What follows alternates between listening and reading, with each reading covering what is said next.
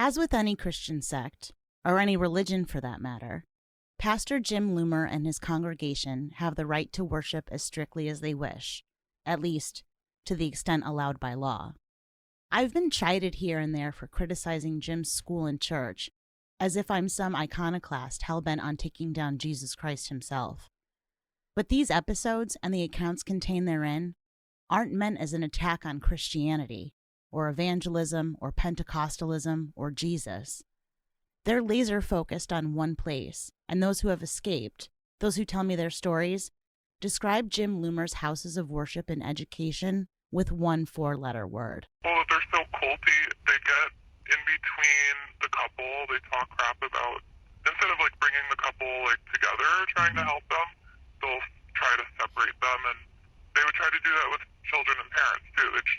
Susan Martin tried to do that with me and my parents.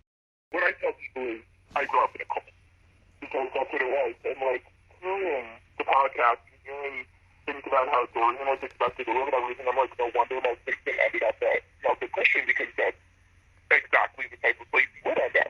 There was one day that Pastor Jim brought Mrs. Martin up and basically made her a model freaking example, telling teachers and students that we should all be more like Mrs. Martin. And it was some weird cult shit. I felt like he was brainwashed. I really believe it's some kind of cult. They all don't even see what they're doing. They're just stuck in their practice and in their ways that they don't even it doesn't even register that they're all fucked up. Yeah, I mean, it's a cult, right? Yeah. This is not a Christian church. This is a cult. If you Google the warning signs of a cult, it's hard to ignore the striking alignment with Berean's patterns and practices. For example, ultimate authority established in one leader, though it's not clear whether Jim or Susan would win that battle royale. Jim's always had a thing for the Book of Revelations, and these days he's focused on the woke liberal agenda, which is pushing us closer and closer to Armageddon. So box number 2, paranoia about the outside world, is easy to check off. A third sign is the shunning of those who leave. When I was leaving Berean, I was told by a senior person there that they've never seen it go well with people who leave here. It was almost like a curse. Who was that person? Kathy Memmer. The fourth sign, the attempted delegitimization of former members, is summarized like this in a Medium article. Because the cult considers itself the ultimate authority on truth, it can't imagine anybody leaving it with their integrity intact. Thus, the article reads, it has to perpetuate a false narrative that former members were deceived, proud, immoral, or lazy. If former members speak out, they are dismissed as bitter, angry, dishonest, or evil. Cults often impose some kind of shunning to shame former members and to prevent them from infecting others with the truth. People ask me if I worry that Pastor Jim hears me say these things and gets angry. If you asked him, he'd probably deny all knowledge of my existence. Pain-in-the-ass podcasters, he'd tell you, aren't worth his time or energy. Jim's focus is with his flock, those gathered with him to sing and worship and keep their eye on the ultimate prize. It's not like Milford Christian congregants would listen to this show anyway, because at Milford Church, skepticism is suppressed. That's the fifth sign of a cult, by the way. If you're only allowed to study your organization through approved sources, Medium tells us, you're probably in a cult. Cults view critical thinking as an infectious disease, and every effort is made to suppress it. Doubting members are encouraged to isolate themselves from outside influences and focus solely on the doctrine of the cult. Criticism is forbidden. People who contradict the group are viewed as persecutors and are often given labels like anti, apostate, or suppressive person. Members are discouraged from consuming any material that is critical of the group. You don't have to take my word for it, or Medium's.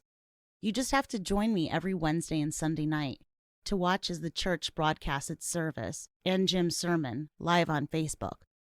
The good pastor has never directly mentioned this podcast, much less the accounts it's contained and the accusers themselves. But these days he directs quite a few thoughts to those not gathered under Milford Christian's roof. Unnamed viewers he calls, quote, people watching by way of the internet.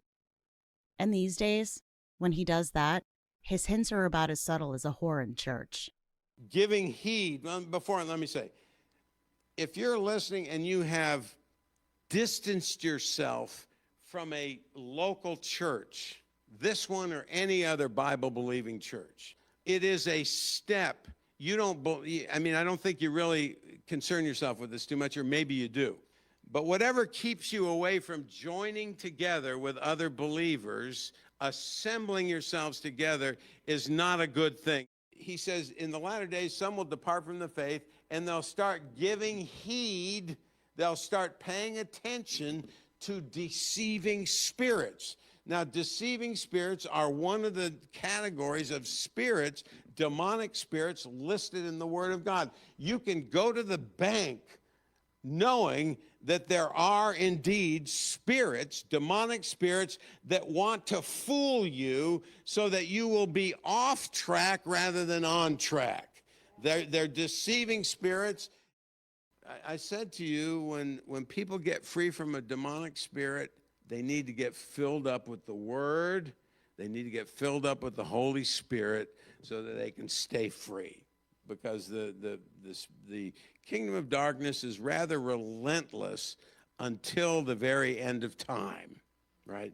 So we're living in this time when these spirits can continue to harass. So here's the final point I want to make to you.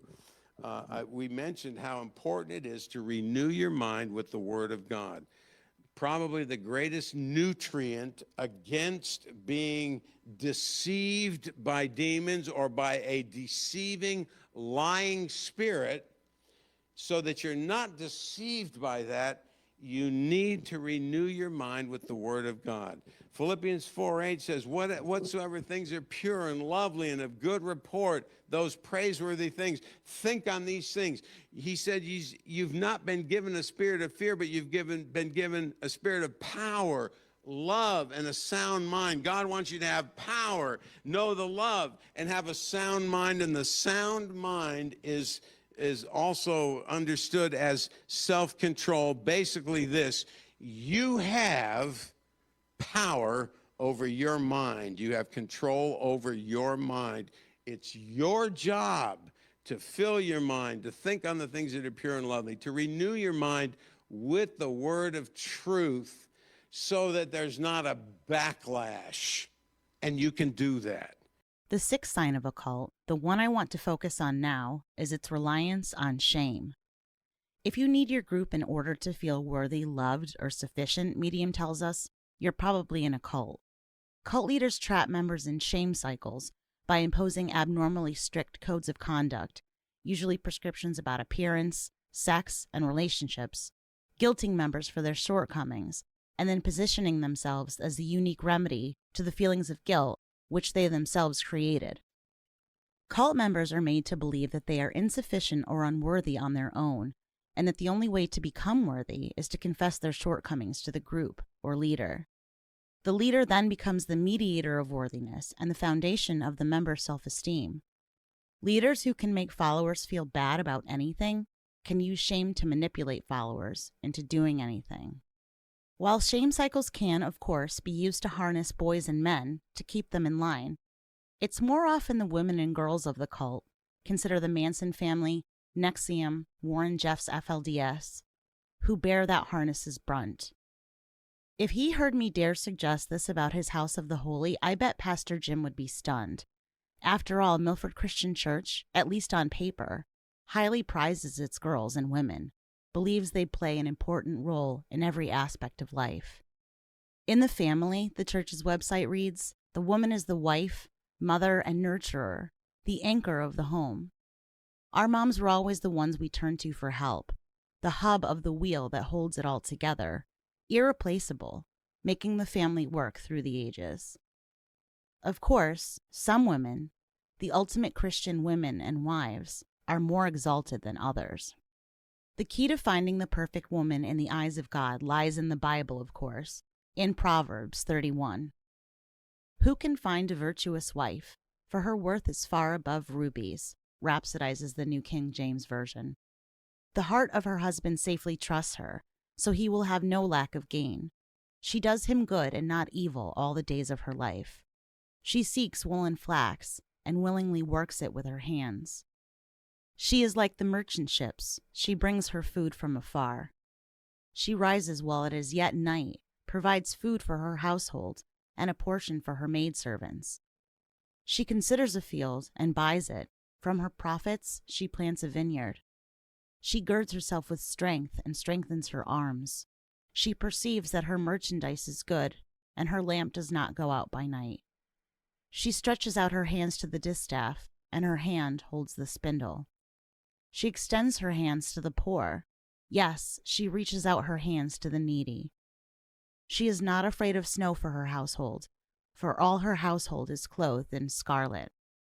She makes tapestry for herself. Her clothing is fine linen and purple. Her husband is known in the gates when he sits among the elders of the land. She makes garments and sells them and supplies sashes for the merchants. Strength and honor are her clothing. She shall rejoice in time to come. She opens her mouth with wisdom, and on her tongue is the law of kindness. She watches over the ways of her household and does not eat the bread of idleness. Her children rise up and call her blessed. Her husband also, and he praises her. Many daughters have done well, but you excel them all. Charm is deceitful and beauty is passing, but a woman who fears the Lord, she shall be praised. Give her of the fruit of her hands, and let her own works praise her in the gates. The exaltation of strong, traditional, family-oriented women is not the problem here. It's the path a Milford Christian girl must take to become one. Far from being precious, protected, valued above rubies, Berean girls are treated as rough stones with only one path to being polished into something worthy. Strict adherence to the school's strict rules on dress, dating, and sexuality. Because after everything else, after isolation from the outside world and the insistence on conformity, after the humiliation, the beatings, the terror, the girls of Milford Christian were just roadblocks to their male counterparts, hoping to be worthy in the eyes of the Lord. To Jim, Susan, and their buddies, the girls of Milford Christian were nothing but Jezebels and whores. I'm Jessica Fritz-Aguirre, and this is the podcast now known as Walk Softly Children, formerly known as Sticky Beak. This is Season 3, Episode 10, Above Rubies. Walk softly, children. Walk softly, children. Walk softly, children. Find your freedom, little children. Walk softly, children. Walk softly, children. Walk softly, children. For Milford Christian, a clan hell-bent on fostering conformity in its kids, there was no instrument more important than its dress code. The code's first draft, written in the late 90s by original headmaster Ron Kirk, spanned 2 pages of the student handbook. Attitudes toward life practices are begun early, Kirk wrote. Our purpose in the dress code is to inculcate biblical modesty. One cannot expect a child to acquire modesty at once when mature, but habits of attitude formed early will prevail. We should not attract undue attention to ourselves, Kirk continued. Rather, Christians should set the standards for the rest of the world. Rather than be a cause for stumbling, our dress should inspire a sense of virtue and honor. Consider the example of the Pilgrims. Living in a ribald age where morals were languishing, the Pilgrims undertook to live the biblical standard without, quote, tarrying for any. In dress, modesty was the rule, but with grace and style, not in dead drabness as they are often pictured. The Pilgrims wore colors and styles that reflected their abundant life in Christ, but understated and refined so that they were elegant and modest. Please remember the goal of the rules is to help train the heart so that our outward lives will please and glorify our God. Sometimes the Berean kids were required to literally emulate the Pilgrims, to don costumes, and proselytize at town events. I remember meeting people as an adult, one former student wrote me, and they were like, "Oh yeah, You guys were the weirdos at the parade handing out pencils and colonial dresses. When school was actually in session, Ron Kirk wanted it run like a business, little workers dressed to face the day. Milford Christian kids were never sloppy, but always clean and neat, dressed in the styles of Oxford, Ivy League, and Prep. Anything faddish or featuring a brand or any play clothes were out. Boys were required to wear long pants, no jeans, as well as a tucked-in button-down shirt, a tie, and a belt or suspenders. No facial hair other than sideburns was allowed. The girls' dress code was something else entirely. Girls were required to wear a dress or skirt with a slip underneath because pants were just an excuse to show off their butts. Denim skirts were permitted, but short hemlines were not, with girls taught from an early age that short skirts, as Kirk wrote, are not modest when the girls play. Children grow so quickly, Kirk continued, that soon the short skirts make it difficult to be modest in the best of circumstances. Therefore, girls' needs had to be covered, Kirk's handbook directed, when they are in a normal, comfortable sitting or standing position, to be modest. This last gesture is a clear statement of love to the boys and men. Girls' shirts had to be femininely cut knit with sleeves or caps, no square-cut boy-style tees or spaghetti straps. Also forbidden were makeup, jewelry, and sheer nylon hose, at least until the 7th grade, when indulgence was permitted as long as it was, quote, restrained. Otherwise, Kirk eschewed hard and fast rules. He wanted kids to develop the judgment and ability to see differences in refinement, beauty, and grace, which, he believed, would prepare them for whatever office of leadership the Lord might bring. Living upon principle, opined Kirk, demands wisdom, the ability to weigh competing principles and rank and balance them justly. A principled dress code will teach godly wisdom. On the other hand, a completely detailed and absolute dress code amounting to a uniform enslaves one to the letter of the law, which in turn encourages a mindless and slavish conformity. Such is not acceptable to our educational mission. The letter of the law completely undermines our purpose, to teach the spirit of the law for real life, so as to be internally self-governed. Self-government on the part of those seeking to find the Lord's will is one of the key ingredients for biblical principle to prevail. Kirk, however, warned children against pressing against the law's spirit, as the only recourse would then be to impose the law's letter. This past summer, when he found out what Susan had done, Kirk was full of regret. That's not at all, he said, how it was supposed to be. After Ron Kirk's ouster in the early 2000s, Susan Martin revamped the handbook entirely, positing a goal for the dress code that, at least on the surface, echoed her predecessors. Clothing that tends toward fads or trends reflect worldly rather than biblical attitudes, she wrote. Therefore, we refrain from them. This reflects the principle of being in the world, but not of it. Romans chapter 12, verse 2 tells us to be not conformed to the world, but be transformed by the renewing of our minds. Our goal is to train the taste of the children, to honor and reflect the spirit of the law. When everyone is willing to restrain themselves and practice self-government, we are able to refrain from external government. As always, Susan encouraged the parents to practice and preach the school's rules in their homes. Parents or students may notice variations in the practical application of the dress code, she wrote. With regard to these differences, we encourage parents to respond to their children by instructing them that it is their own consciences and training which are at issue, not others. If everyone is willing to restrain himself, then the school will have the power to educate, to help form and direct. If even a few press against the limits here, we will be reduced to the letter of the law again, and our purposes will be defeated. For Mrs. Martin, however, trusting children to develop godly wisdom and practice self-government was as out of the question as letting Satan himself through her front door. Under Susan's rule, the list of specific requirements grew. For boys, it wasn't that bad. They were now required to wear socks above the ankle and forbidden bandanas and do-rags. For the girls, taught from a tender age that their bodies were sinful, it was a whole other story. Andrew the artist got a reminder around age 6 or 7, when his teacher discovered a sketch of 2 female nudes in his notebook. When she saw what it was, and I saw what it was, oh my God, my face, I could just feel my face at the same time drain of color and also turn bright red. And I'm like, oh boy, I knew it wasn't going to be good. And she had taken it, and instead of just talking to me and being like, what is this? She asked what it was, ripped it out, and proceeded to take it to, I think, Pastor Jim.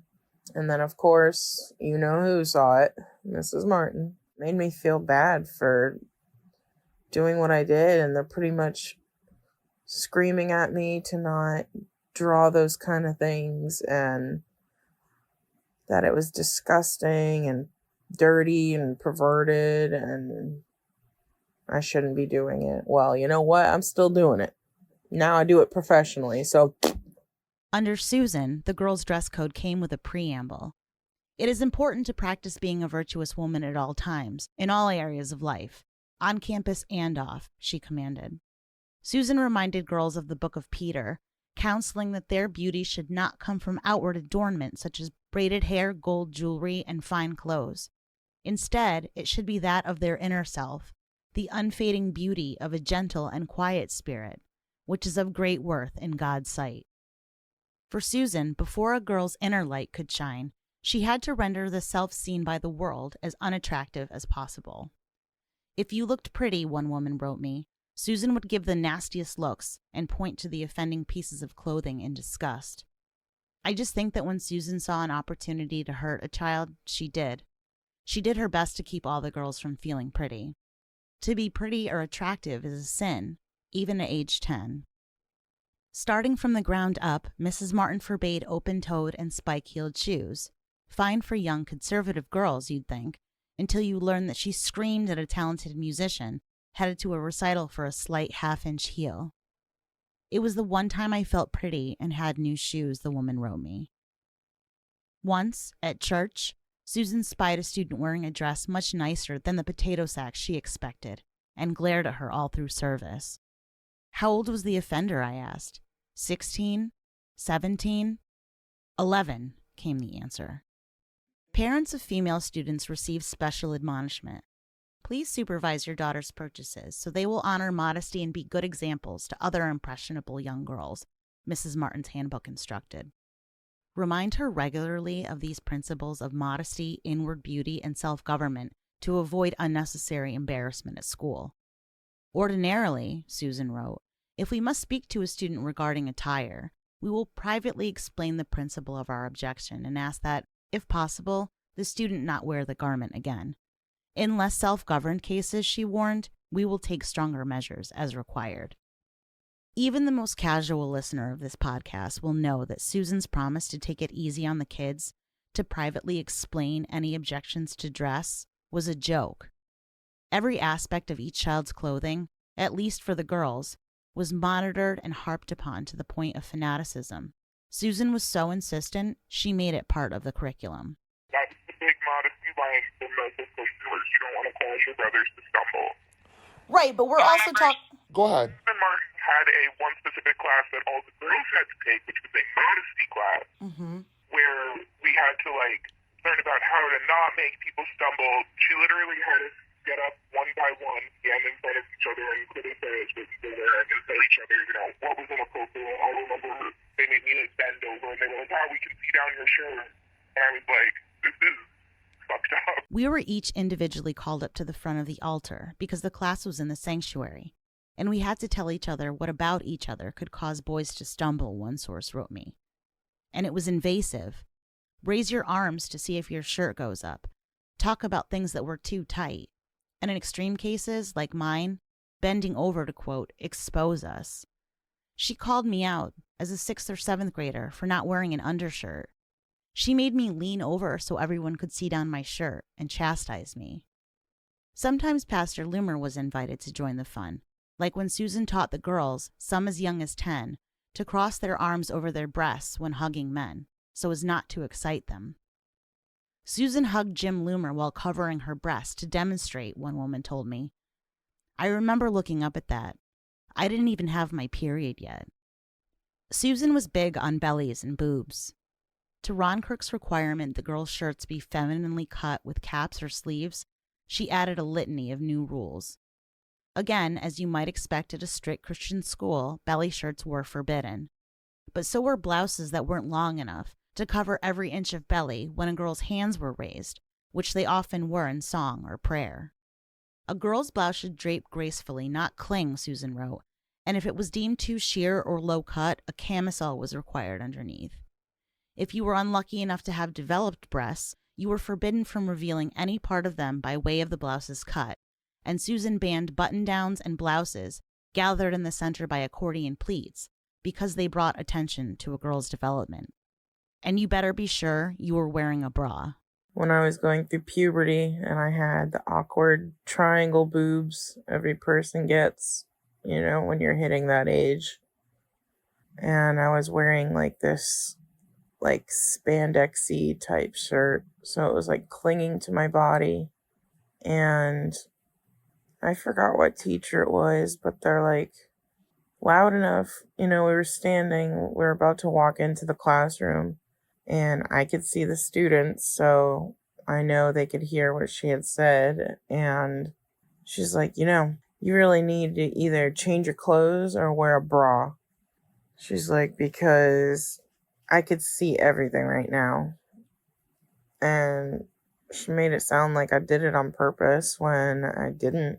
And it wasn't a sexual thing. I didn't even pick my clothes at that age. My parents dressed me, so it's like, leave me alone. Susan even monitored the bras themselves to make sure they provided, quote, good support and coverage without accentuating or revealing cleavage or see-through exposure. Some girls, though, could never win, as Susan always found cause for complaint and criticism. Her daughter Emily, well endowed from a young age, sent me a photo of herself at 14 or 15, smiling with friends. I'm wearing a compression bra and an undershirt to try to hide my boobs in this picture, she texted. I was wearing a hoodie, but Susan made me take it off. In drafting the dress code, Susan was able to let her underwear obsession fully flower. Andrew, who later came out as trans, was uncomfortable in dresses, but he had finally found one he liked. It flared when he spun, so he spun and spun and spun. I was really little, he told me. I was just being silly.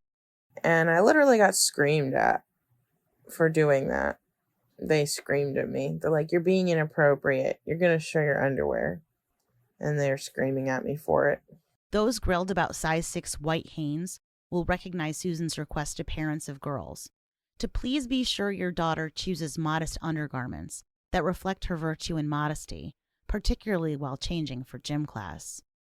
Hosiery above the ankle bone was now compulsory, as were underwear completely covering each girl's butt.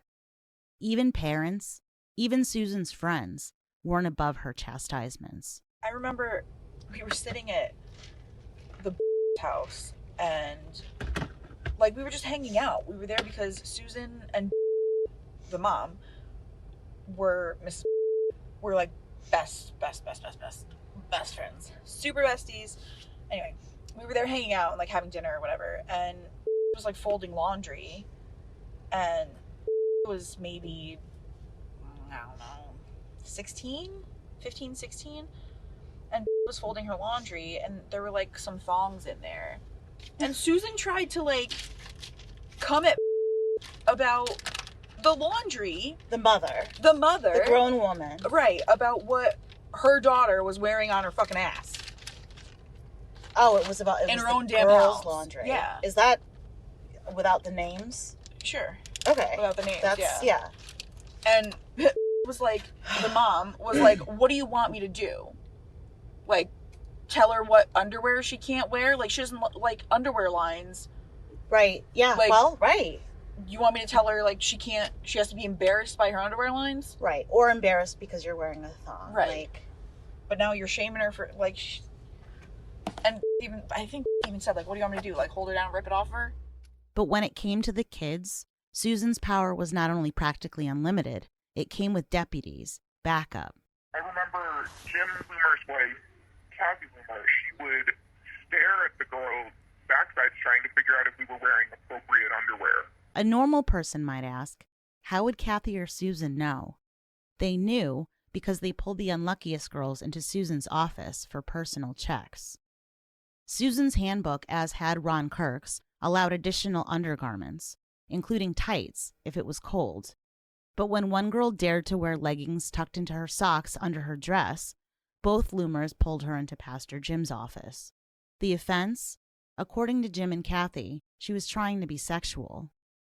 When girls wear leggings, they told the girl, they're really imagining being in their underwear, being naked, because that's the closest thing. That's what they really want.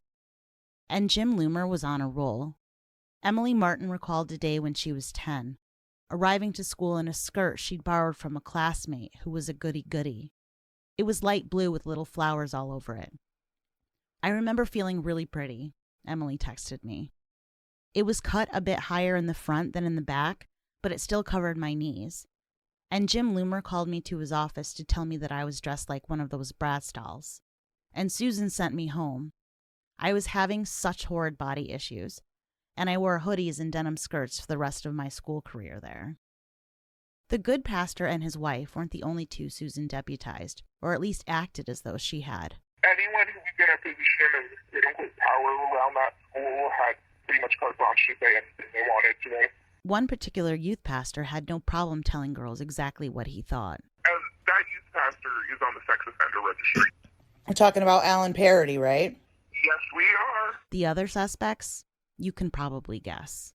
And then I remember once when, probably 15 or 16, one of my friends from Milford Christian, she went to a wedding that Mark Vincent was at, and he was like, she was wearing a dress with some cleavage, and he was just staring at her the whole time, and eventually came up to her and was like, "You missed a button. There were no buttons on this dress." Okay. Brienne's modesty obsession fostered deep shame in its girls. I felt very awkward and not pretty until after Brienne, when I went to high school, one former student texted me. I was chubby, and the dresses I wore were not flattering at all. I still have crazy issues with my body and modesty, wrote another, even though I don't believe any of it. It still fucks with me and what I am comfortable wearing. I wouldn't even wear shorts until like 5 years ago because I internalized that showing my legs was slutty. And the messed up thing was that I never judged other people for their clothing choices, but it still felt like I was wrong if I did it. Emily Martin thought she knew why her mother cared so much. She took a lot of satisfaction in making me hate myself, especially my body, Susan's daughter texted me. This started early, when little Emily would sit with her hands tucked between her legs for comfort, for warmth. Her mother was disgusted, accusing Emily of somehow trying to pleasure herself, and beating her for it. When I was a teenager, Emily told me, she had this shift, or tried to be friends with me. We were watching Gilmore Girls together one afternoon, and she saw Lorelai and Rory, and she said she wanted our relationship to be more like that. So I thought, we're going to be friends and do girl talk and shopping and shit. One day we're driving down the road, and we see this person looking really disheveled, and I say, "Geez, don't ever let me leave the house looking like that." And this horrid wench said, "You've left the house looking worse than that, regularly." I was 14, and I cried. I wore a hoodie to hide my body for all of my teens, all summer. And then she would tell me I smelled, and had me using men's deodorant for a while, which I hated. There was more. There were no full-length mirrors in our house, Emily told me, because Susan hated the sight of herself, I assume. I didn't see myself naked in a mirror until I was in my 20s. It was more than just being forbidden to look at myself, Emily said. I literally have no idea, no mental image of what my body looked like until I was 20, 21. I think we were all shamed so much that we disassociated from our bodies. Thinking about them too much was sinful. Berean boys were also taught that their bodies were objects of sin, vehicles for evil. One former student, well acquainted with Alan Parody, gave me a glimpse into Alan's youth Bible study, open only to boys. Alan got a lot of mileage out of Matthew, chapter 5, verse 30. I'll let you look the verse up, the source wrote, and see if you can't decipher what he was talking about. So I Googled. If your right hand causes you to sin, the verse reads, cut it off and cast it from you, for it is more profitable for you that one of your members perish than for your whole body to be cast into hell. I remembered this metaphor from Catholic school, but at Milford Christian, it was more than that. It was like, don't masturbate, the now man told me. Avoid giving into lust. It's better to cut off your own hand than to masturbate. Not that he was saying we should literally cut a hand off, but the conversation about sin and lust and masturbation was so pervasive in the Christian scene, among evangelicals anyway. We would go to these conferences every year called East Coast of Flame, led by younger Christian people, like early 20s. They would do breakout sessions where the males and females would go into separate hotel conference rooms to talk about the male-female stuff. And the guys' session was pretty much only about lust and masturbation. It was insane. Pray to stop masturbating, having accountability partners to keep them from giving into the desire. Like AA for masturbation. So imagine my shock when this former Milford Christian boy followed up with this. I do remember, he recalled, that Susan Martin asked me about masturbation when I was like 16 while her kids played outside. Didn't go any further than that, but it was weird. Sue was like, why do you do it? What do you think about? And I was just like, nothing. It feels good. Haha. With mixed messages abounding, perhaps the boys of Berean can't be blamed for some of their more troubling behavior. You might recall the story of David Vincent at 4, trying like hell to rip off a 10-year-old girl's bathing suit. David, many sources told me, always had a hard time keeping his hands to himself. Emily Martin remembered punching him in the head for grabbing her breasts and crotch, and it got more disturbing from there. Now I remember his son. I remember my Nana babysitting him, and I feel like the kid needed like an outlet because I was older than him, I believe. And I remember every time I would like go with my Nana to watch him with her, like the kid would always like whip his wiener out and like chase me with it. Now whether that be, or try and touch me with it. Now whether that be just some stupid kid thing or something he was doing because something else was going on in his family, I don't really know. That didn't really bother me. I mean, he was very little. I would just be like, ew, get away from me, and then tell my Nana. But my Nana didn't have that job for long. Some former Berean students are haunted by stuff that had seemed innocent when they were kids. One boy's friend had rhapsodized about a dream in which he'd seen the breasts of another friend's mother, remembered her nipples. It could have been harmless, this man now told me, but these days I wonder. Ron Kirk remembered a boy, not from Berean, but definitely raised in that community. I was also abused, molested as a kid. This was shortly after Connecticut, so right, it was not at Berean or anything. But I was 9, and he was like 13, and it didn't even click in my brain until my 20s that like, oh yeah, I was right. I was sexually molested. Like, oh, I didn't have any friends. So I'm just like, okay, well, this is what guys do. We're talking about stuff we're not supposed to be talking about. And so at the time it was just like, friendship bonding. Yeah. Berean's rules on relationships did nothing to put its students at ease about growing up, coming into their own as young men and women.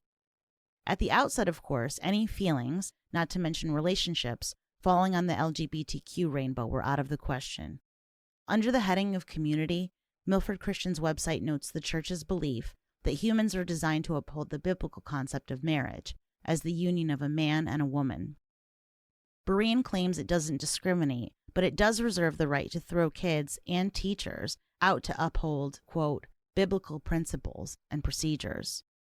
No biblically forbidden behavior or lifestyle was to be practiced or espoused.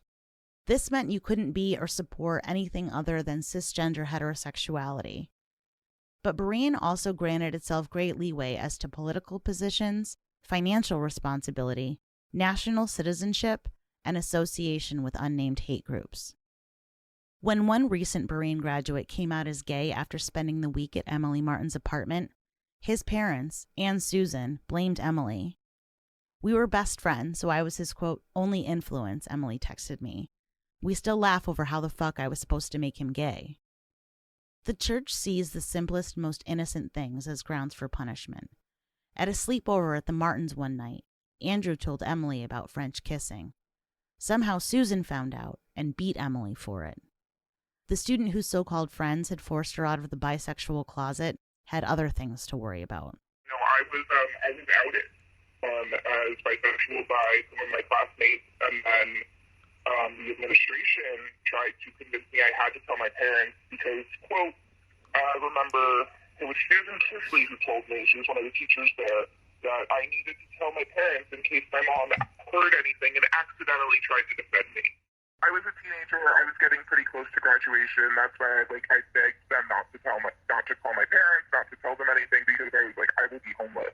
Mentally, when I was struggling with bisexuality, you know, instead of being like a pastor who would talk you through things, he was condescending. He was telling me that I couldn't, if I was bisexual, it meant that I was promiscuous, because bisexual implies you have a boyfriend and a girlfriend, and I'm just like, oh my God, none of this is accurate. Although Andrew didn't come out as trans until recently, when he got together with his fiancée, his sense that he was somehow different from the other kids came early. He remembers the day a Berean friend came to his house to play. And she had come over to my house, and I had one of those stupid Barbies that was like life size. And I was being stupid, and I kissed it. And I was like, I'm actually a boy.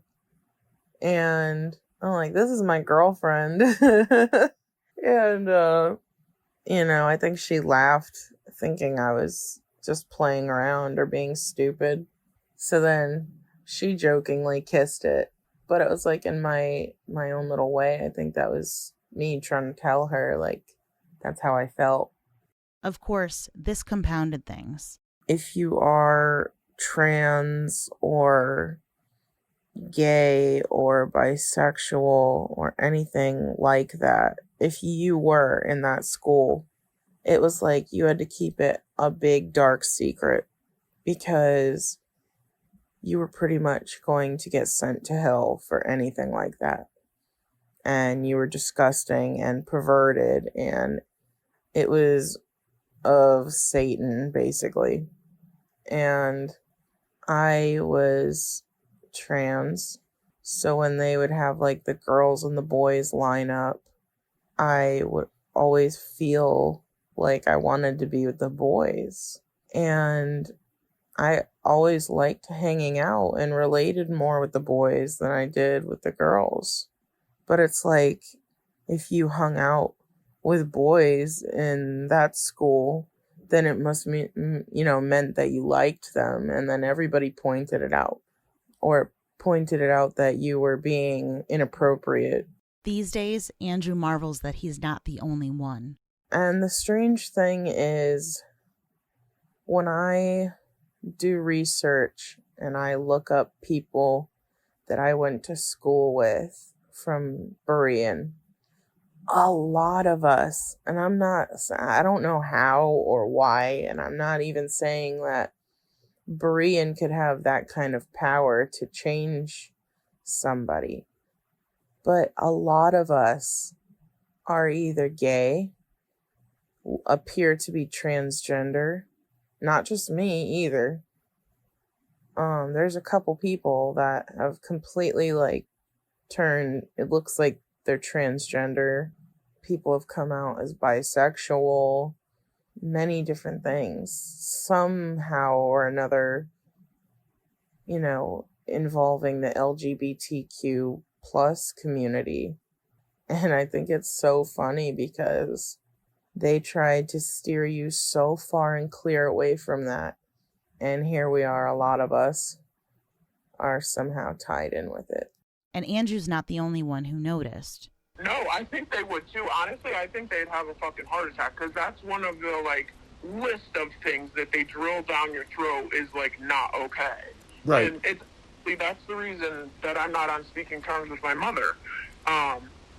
Because I'm gay, and it's like, it's so sad to me to think that, like, something as small as, like, being who you are cannot be okay to the point where, like, well, like, you're not part of a church, like, I'm not part of my family, like, things like that. It's so sad, and it is very interesting to see, like you said, like, I don't think it turned us, like, different sexualities, but, like, it's very interesting to see, like, what has happened to people who have come out of Berean and, like, who they are now, and it's you can almost make a reality TV show out of this shit. LGBTQ kids had an especially shitty time under Susan et al. But being straight at Berean was also no great shakes. Sex was, of course, strictly forbidden, and what Susan called unholy communication of word, touch, or association, along with premarital pregnancy, would get you tossed. I knew, like, sex was never a thing. Like, we would hear about that in every fucking, what did they used to call it? Chapel.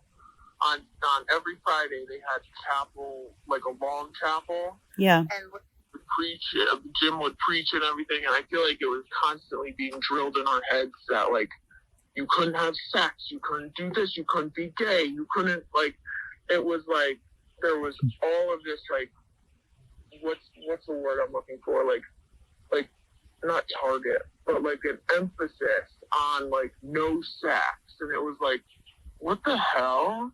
But even making innocent eyes at a crush was forbidden. Because everybody thought they were doing the wrong thing just by, like, being attracted to someone. Yeah. Not even, you know what I mean? Like, it's so unhealthy the way that everyone who's been through that school was raised. It's not the way any child should be raised. Right.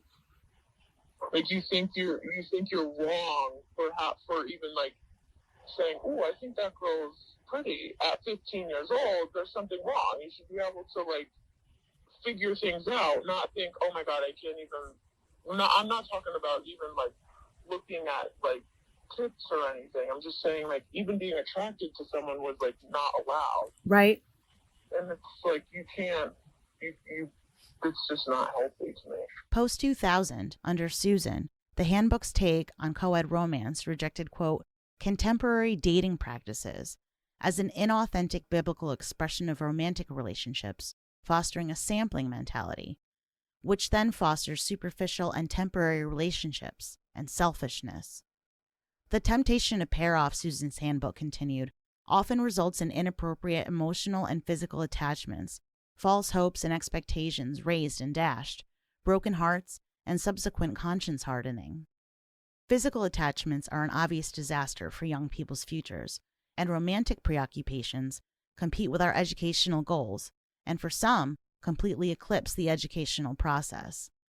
Such relationships tempt other young people in the group to emulate their peers. At Milford Christian, only, quote, wholesome friendships and properly governed social groups were allowed. You weren't allowed to hold hands, you weren't allowed to kiss, you weren't allowed to do anything at Berean. And they tried to control that literally until you were like 18, like an adult. At MCA, Susan wrote, we wish to promote supervised, innocent, healthy, and biblically grounded co-ed friendships, brother and sister-like relationships, so boyfriend and girlfriend relationships, and any manifest expression like pairing off, holding hands, lengthy or frequent embracing or kissing are not permitted and will be cause for corrective action. As always, parents were asked to keep their kids in check, to enforce Berean's principles out of school as well as in. If the parents didn't specifically agree to do so, the handbook warned, their children would be expelled. We understand that this may be a rather new and difficult concept, Susan sympathized. MCA wishes to encourage you and offers our assistance toward understanding and implementing a biblical view of male and female interpersonal relationships. As always, the leaders of Berean, Susan especially, took demented joy in enforcing the rules. One story I heard involves a little spot around the corner from the school and well loved by its students. I wonder what Susan and Jim would have thought of its trailblazing founder. And we found a shop you've got to check out. Come with me to the Sunday House in Milford. Basically, the Sunday House started in 1963 by my great-grandmother, Angelina. She graduated college in the 60s during a time where, like, not many women were graduating. And she had this idea of opening a business, so she opened a fruit and vegetable stand actually right here. And she just decided one day that ice cream was maybe a better alternative. My grandfather ran the business every day, for 50 years, really. This was his entire life. And we grew up here. I remember working here since I was like 10 years old. As with all ice cream shacks in Connecticut, the Sunday House was open only in the summer. So it had to have been summer, when school was out of session, when this happened. One of the teenage girls, an older teenager, mind you, was there with a guy. They both went to Berean, and they were just holding hands at the Sunday House. And I'm not even sure if they kissed or not. It wasn't like a disgusting kiss. It was just a peck. But it could have just been them just holding hands. And Mrs. Martin was driving by and saw them and literally turned her car around, dragged their asses back to Berean, and I think punished them. Such was the standard until students graduated and the time for courtship arrived. Young men and women would then be allowed to pair off, but only if they made a mutual lifelong commitment to betrothal and marriage. This was a lot to ask of a kid, and one girl, upon hearing that the boy she was secretly dating wanted to court her, dropped him like a hot potato. Formal lessons on courting, held during school time in chapel, started early. It was about, courting and dating. Mm-hmm. And I was only, 10 or 11 or 12 at that time, so I wasn't even really thinking about courting or dating at that point. Yeah. Because I was too young. You have a crush maybe, but, at least I wasn't thinking anything long-term. All students received a copy of Joshua Harris's 1997 book, I Kissed Dating Goodbye, which soon became a central text for the evangelical purity movement and made its author, as former evangelical and writer Liz Lentz puts it, a superhero on the holiness circuit. It was God's job to provide them with a partner, Harris warned his young readers, so they were not to, quote, stir up love with each other. It meant that I was raised with this idea, Lentz wrote, that attraction doesn't matter, that physicality doesn't matter, that your feelings don't matter. Even if you remain pure on a physical, sexual level, Harris counseled. Dating was a game that forced you to surrender pieces of yourself to those undeserving, thus contaminating your entire life. When you did eventually get married, said Harris, you were inviting all those past matches into your relationship, your home, your bedroom. Harris's message was heavily criticized, including in one memorable article entitled, Nobody Wants to Date a Whore. His critics said he reduced the agency of young girls, promoted the views of sexual purity under a hierarchical father-daughter relationship, and of women as property, and sent a message in support of rape. Harris would later disavow the book. Fear, he wrote, of messing up, of getting your heart broken, of hurting someone else, or of sex is never a good motive. While scripture is clear that sexuality should be expressed within marriage, he continued, that didn't mean dating was wrong. I think that's where people get into danger, where problems arise, Harris said. We have God's word, but then it's so easy to add all this other stuff to protect people, to manipulate people, to control people, to make sure that you don't get anywhere near that place where you could go off course. Harris would go on to divorce his wife and see plans for a documentary called I Survived, I Kissed Dating Goodbye, scrapped by producers. Harris, the producers told the media, had been completely untransparent. Even if you wanted to court, the school gave itself license and authority to ensure that you were equally yoked with your partner. Secularly, yoking is an agricultural term, meaning that two oxen, when joined together for a task like tilling farmland, need to pull with equal strength, neither dominating the other. The oxen, of course, are a metaphor. Do not be unequally yoked with unbelievers, read 2 Corinthians chapter 6, verse 14. For what partnership has righteousness with lawlessness? Or what fellowship has light with darkness? Berean's leaders took yoking seriously. They fancied themselves ultimate matchmakers, deeming and dooming many proposed matches as dead on arrival. I remember Jim Loomer always had a problem with me because me and Jason had a crush on each other for since we were in kindergarten. Mm-hmm. And we quote unquote dated, but didn't because that was illegal there. Yeah. But we would talk on the phone and stuff. And Jim Loomer had a huge issue with me, hated me because of it. Just because you were dating him, or was there something he didn't like about you specifically? I always thought it was just because he knew that Jason liked me. I can't even say date because, like, we saw each other and liked each other. But, like, do you know what I mean? And that was, like, dating was not a thing there. That was, like, no. And I knew that, but, like, we had a crush on each other, and everybody knew it. And I always thought that Jim Loomer just didn't like me because of that. Jim and his acolytes would often set their sights on girls they believed would make the perfect daughter-in-law. Of course, after making the perfect wife for their sons. I heard of 3 occasions on which the desired relationship failed to take off, leaving the wannabe matchmaker simmering in rage.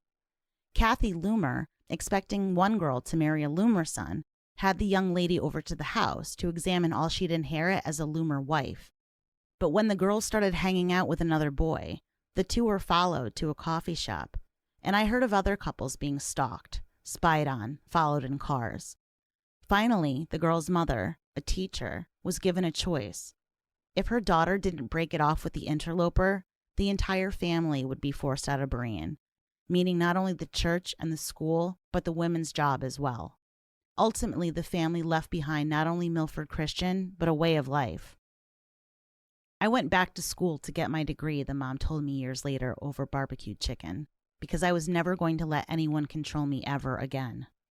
But for the girls left behind, control was the only thing they knew. That, and that they bore sole responsibility for whatever evils befell them, and the boys. The word they would always use, though, was modesty. Mm-hmm. You couldn't go any, like, not any skin, but, like, you had to be very, like, covered. You couldn't, like, show anything, ever. Right. Because you're causing your brothers in Christ to stumble. Right, exactly. Which was teaching, like, okay, if I wear a low-cut shirt and I go ahead and get, like, raped or something, it's my fault. Like, what? It's sick. They were always like, you couldn't show anything, or else that terminology is exact. You're causing your brothers in Christ to stumble. Like, is that my problem, or is that my brother in Christ's problem? Right. Get your eyes off the fucking tits. But some people couldn't help themselves because no one had ever told them they didn't have the right. Here's a story from October 2008, a few months after Emily Martin had graduated early from Berean's high school. She was 16 years old. And that following, I want to say it was probably November, they have this barn dance at Camp Cedar Crest in Orange. And so I drove there because I grew up in a cult, and all of my friends were from this cult. So I wanted to go hang out with my friends. So I went and I drove to Camp Cedar Crest to hang out with my friends for the night at this barn dance. And I had been there for maybe like a half an hour. And people were like funneling inside.